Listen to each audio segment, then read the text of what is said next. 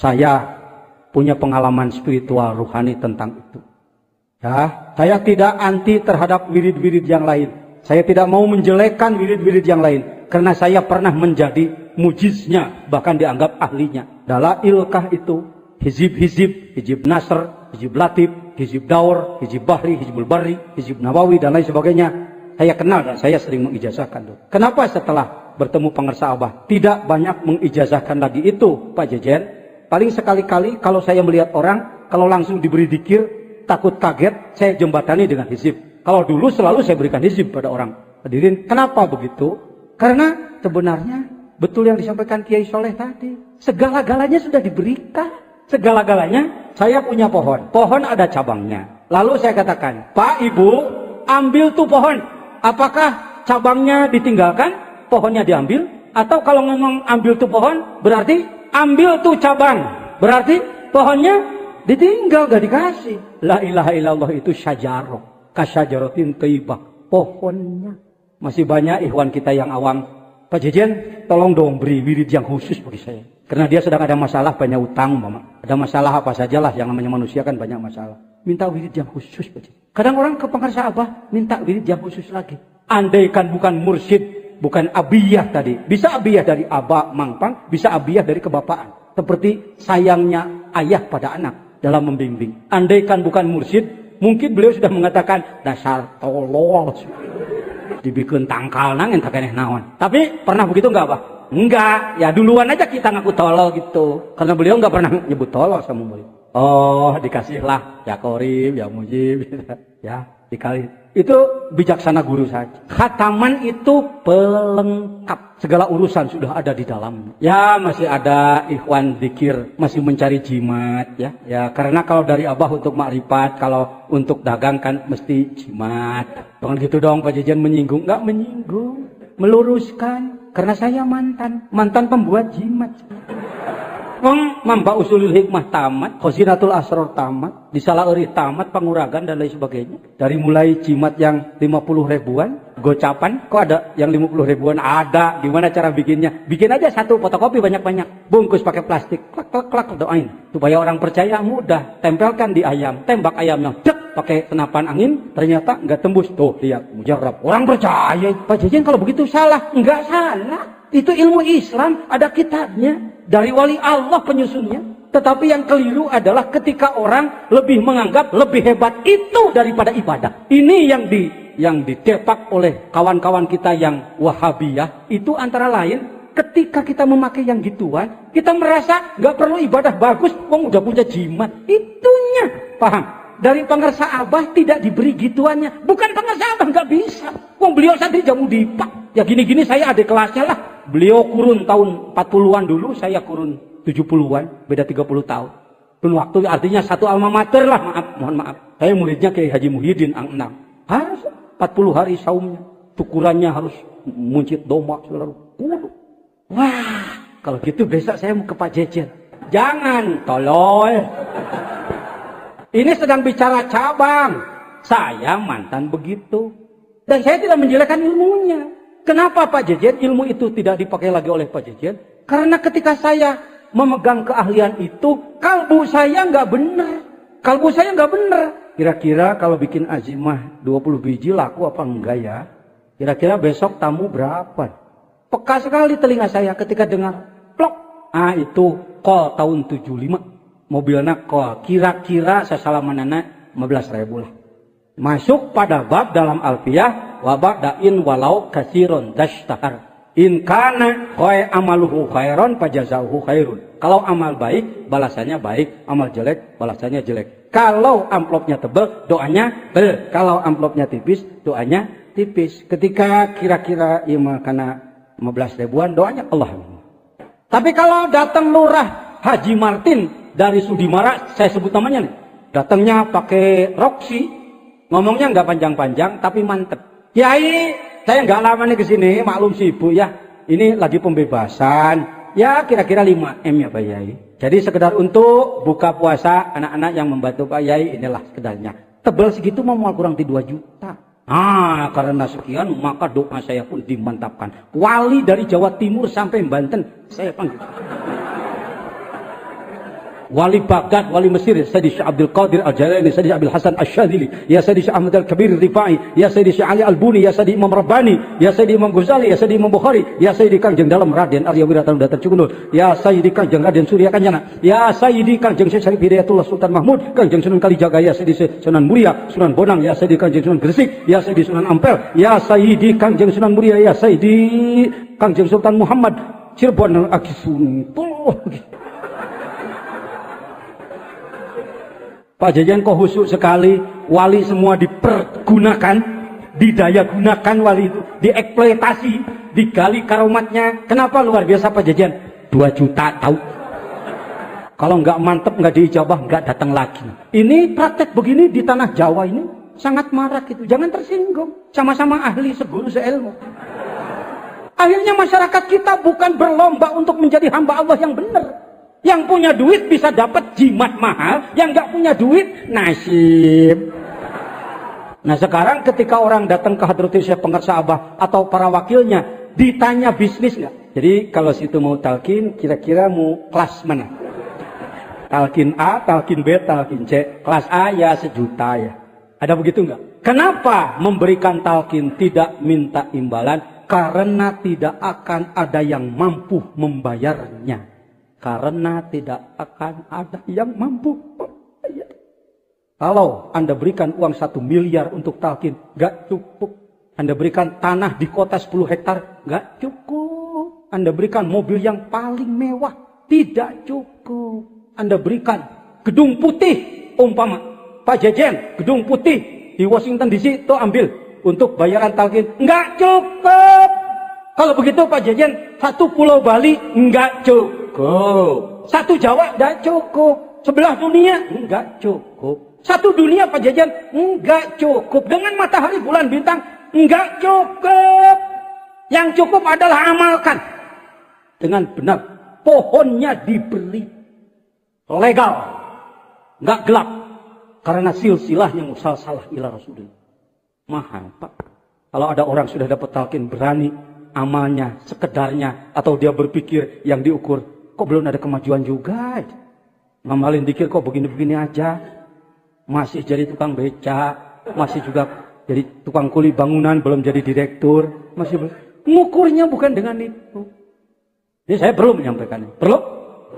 Nah, jadi saya ngomong karena orang lumayan banyak pengalaman, nggak menyalahkan ilmunya, tapi prakteknya. Nah, didikan pengersa Abah itu adalah bagaimana agar orang ini bertakwa sebaik-baiknya.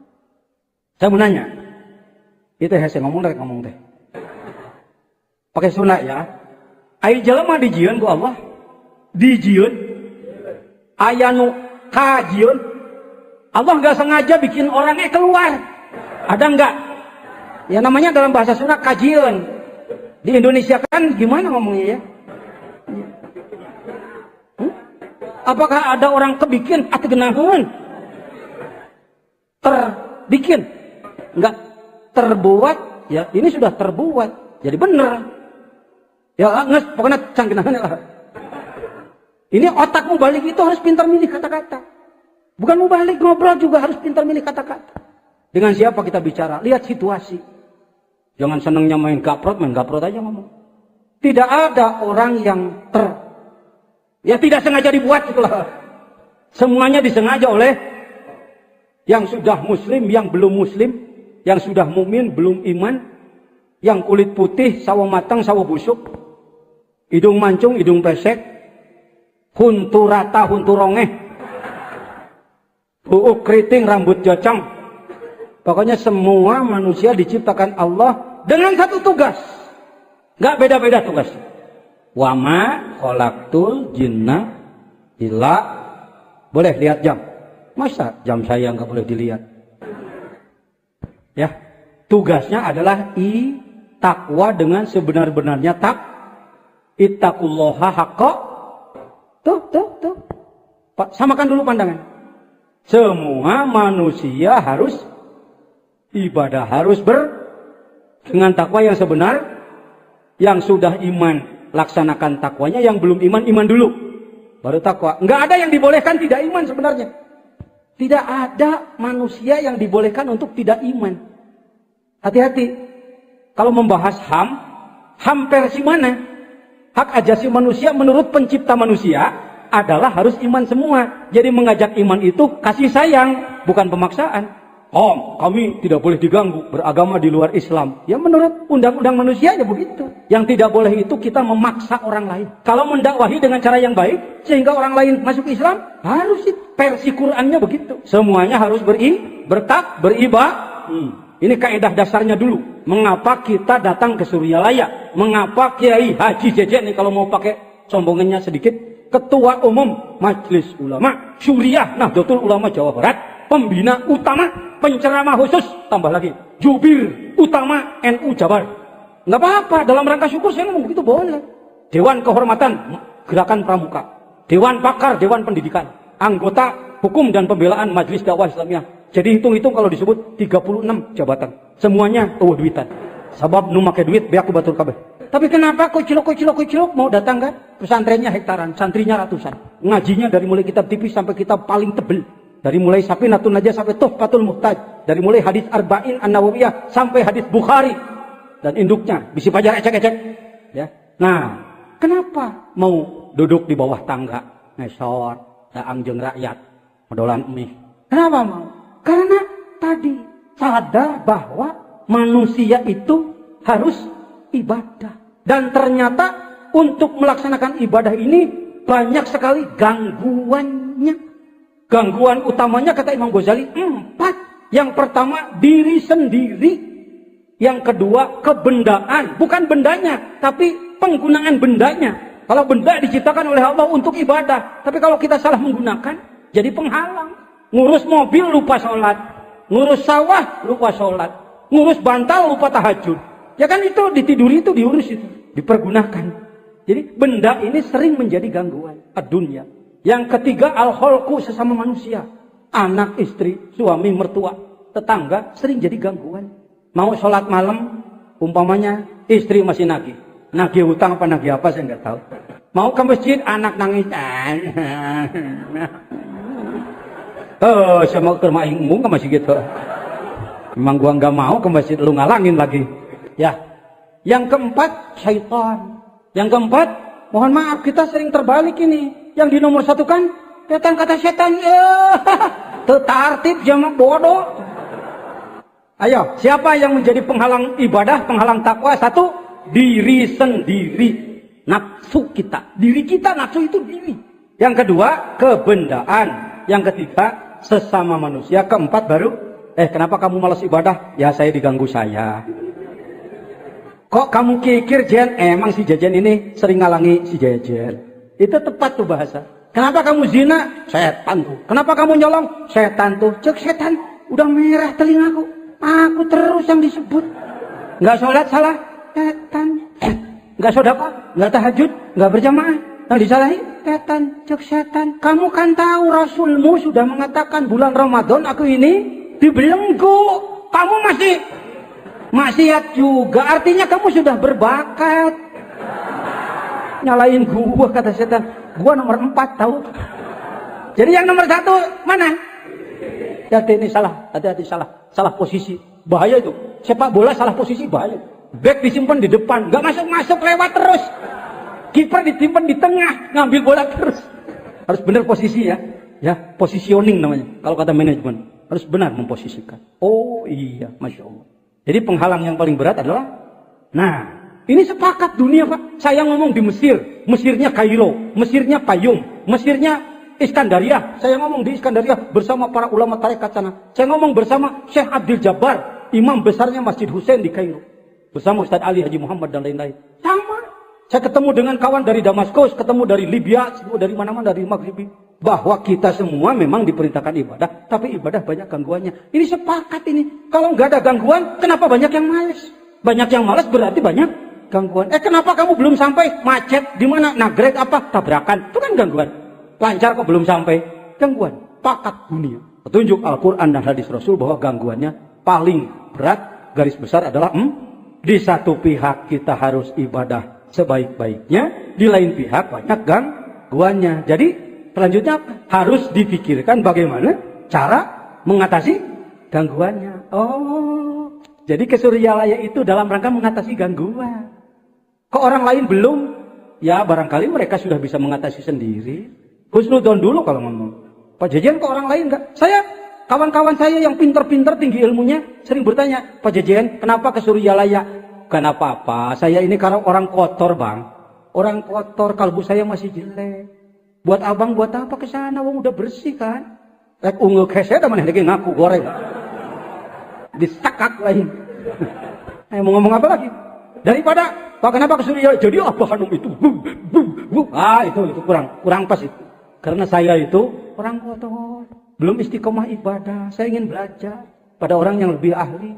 Enak jawabannya. Kadang-kadang jawab ngomong lagi, bingung. Baik. Jadi penghalang apakah nafsu bisa dilawan dengan pidato? Pidato. Orang-orang malas nih, umpamanya. Malas tahajud umpamanya. Malas berjamaah subuh. Saudara-saudara sekalian, Allah berfirman di dalam Al-Quran, warka'u ma'arraki'in. Laksanakanlah berjamaah. Rasulullah bersabda, salatul jamaati afdalu min salatil fardhi bi 27 derajat. Salat berjamaah berlipat ganda 27 kali lipat hadirin. Kenapa kita tidak mau? Ditanya teh subuh, ajangan utas ngomong gitu teh, coba jamaah maneh agak. Karena tujuannya juga bukan untuk membuang penyakit kalbu orang, tapi untuk memberitahu, setelah memberitahu ada imbalannya. Ya, kuli ngebahas Quran lah. Yang sedang terjadi ini Bang, ini yang sedang terjadi. Rame-rame dakwah, rame-rame pidato dalam rangka ya lapangan kerja. Jangan tersinggung. Bang tujuannya juga untuk menyinggung. Ya. Tersinggung nggak? Harus tersinggung. Nggak tersinggung nggak punya perasaan. Yang jelek itu tersinggung gondong, kasinggung punung. Nu alus mah kasinggung alhamdulillah disinggung.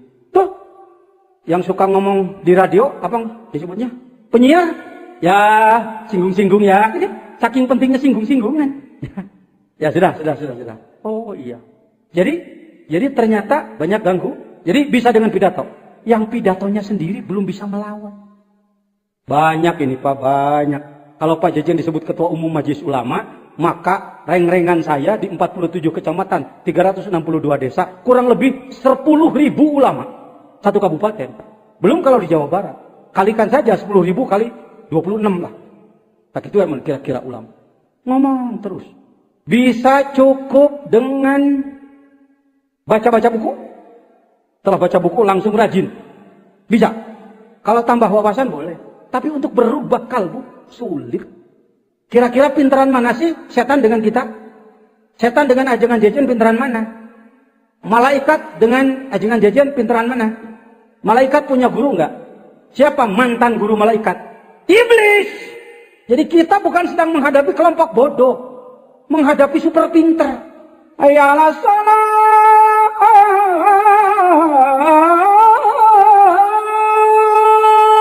Cek adzan.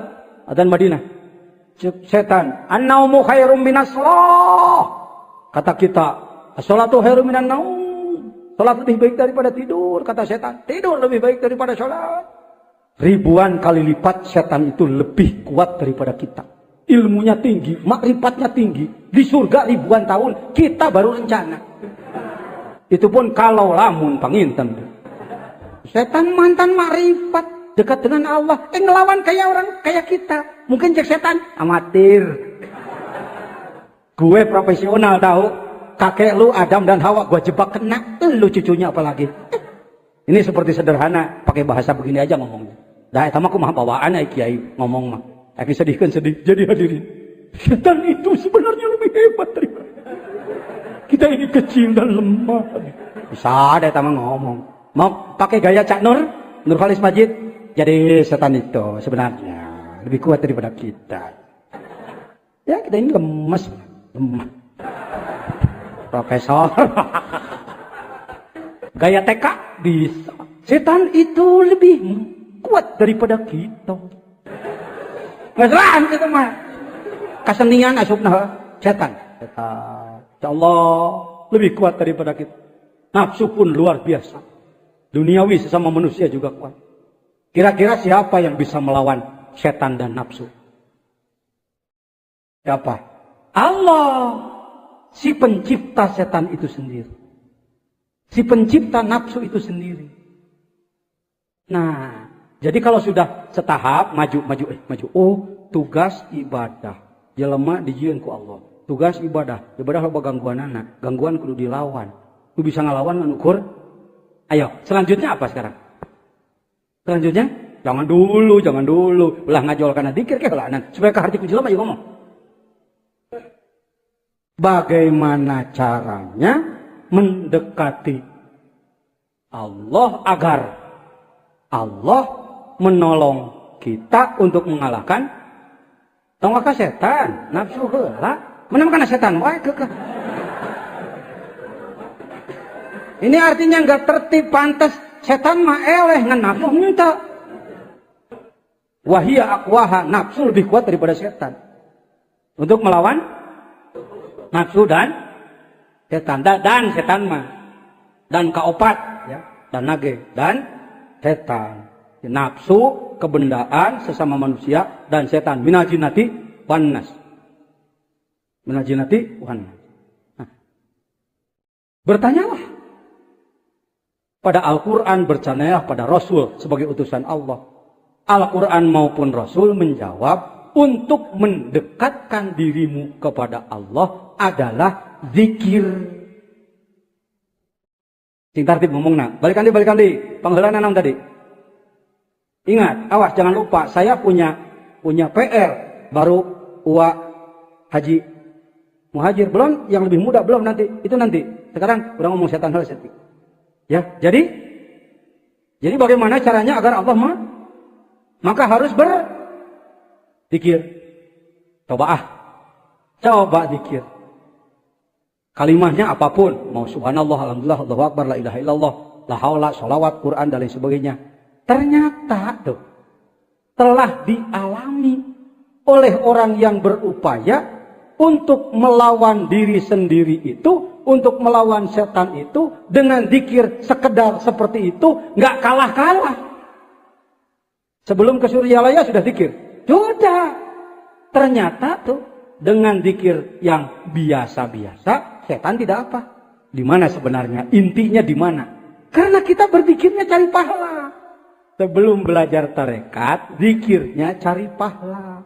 La ilaha illallah, la ilaha illallah. Sirang ieu sarua ieu teh la ilaha illallah. La illallah, la ilaha illallah, la ilaha illallah. La ilaha illallah, la ilaha. Ini ka mana mandi? Da eueuh nu ngatur lah. Bukan pakai suara hebat. La ilaha illallah, la ilaha illallah. Coba gemak di lapangan. Ini kadang orang nyebut saya Habib Zain. Karena kalau saya melafalkan Arab seperti habaib. Kama qala Rasulullah sallallahu alaihi wasallam, innamal a'malu binniyati wa innamal likulli imrin ma nawa. Faman kana hijratuhu lidunya aw imra'atin yusibuha aw imra'atin yankihuha fa hijratuhu ila ma hajara ilaih. Itu habaib suaranya gitu. Qala sallallahu alaihi wasallam, saya biasa bergaul dengan para habaib. Saya diterima oleh para habaib. Jangan karena sudah belajar tarekat dari Suryalaya, nggak kenal majelis orang lain. Yang jangan itu kebawa orang lain. Masa nggak boleh baca Bukhari dengan orang lain? Ya, ini mohon maaf, saya kurang setuju yang namanya eksklusifan. Nantinya sombong loh. Tapi juga hati-hati, campur baur ke bawah batur deh. Hati-hati, harus kuat. Garut, pesantren Fauzan, setiap hal ngundang pengersa Gus Dur. Ketika beliau tidak bisa hadir, kiainya nelpon ke PW Jawa Barat gak ada lagi. Mubalik kami yang bisa diterima adalah Pak Yezen. Oh, saya datang ke situ, orang gak senang. Yang diundang Gus Dur, yang datang Gus Jen. Gak enaknya jadi peran pengganti. Tapi setelah ngomong, saya mulai ngomong setengah jam dari sisi keilmuan. Nahu sorok ma'ani bayan badai makulat atau istiqok munadharoh mantik, arud dan lain sebagainya. Kita mulai, yai.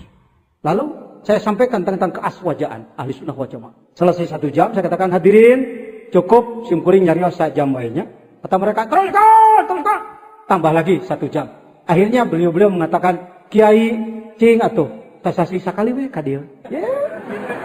Teu hanya ka Gus Dur teu datang digantian ku Gus Jen teh geuning. Gus Jen teh leuwih ti Gus Dur ngaji nama mung teh geus saru. Hormat kasararea ge. Paham ya? Tidak bermaksud menyinggung siapa. Ya makin nyaritakeun la ilaha illallah makin kieu. Di lapang. Ayo, ini ceritanya kita belum belajar terikat ceritanya. Ini Habib Zain. Saudara-saudara sekalian, kita berkumpul di tempat ini dalam rangka memperingati Maulid Nabi besar Muhammad. Allahumma shalli wa sallim wa barik alaihi.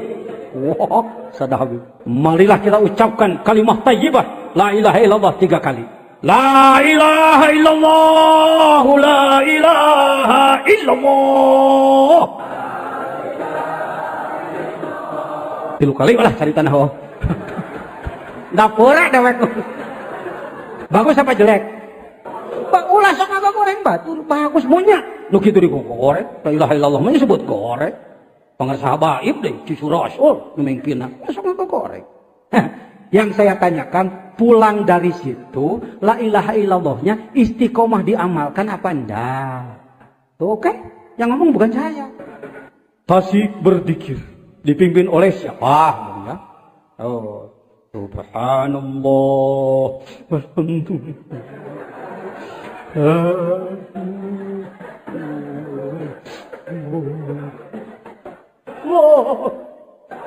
Ya Allah. Pulang dari situ diamalin istiqomah enggak? Enggak jelek, bagus. Itu juga suka ikut. Saya juga suka ikut. Sang ustadz di atas, saya duduk di bawahnya. Allah. Kenapa sih sulit amat? Jadi ngikutin orang. Waduh, masa Pak Jejen kok direndahkan seperti itu? Siapa bilang rendah? Orang tawadu diangkat Allah. Datang lagi sebuah kegiatan untuk spiritual. Pagi! Sudah ada yang ikut? SK.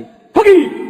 Saudara-saudara, matahari dengan terang, bulan dengan yang mengikuti, kalbu, nafsu, jiwa dengan segala kesempurnaan. Kita ini sambung, saudara-saudara. Allah lah yang menciptakan. Allah,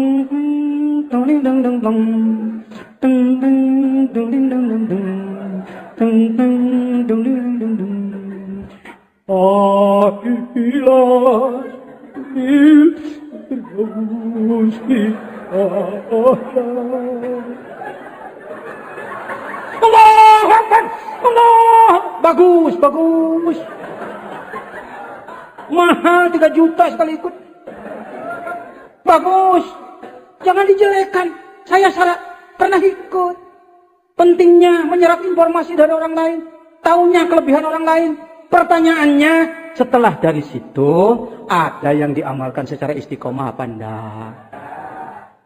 Pak Haji Ari Ginanjar jujur. Selesai berjamaah duhur,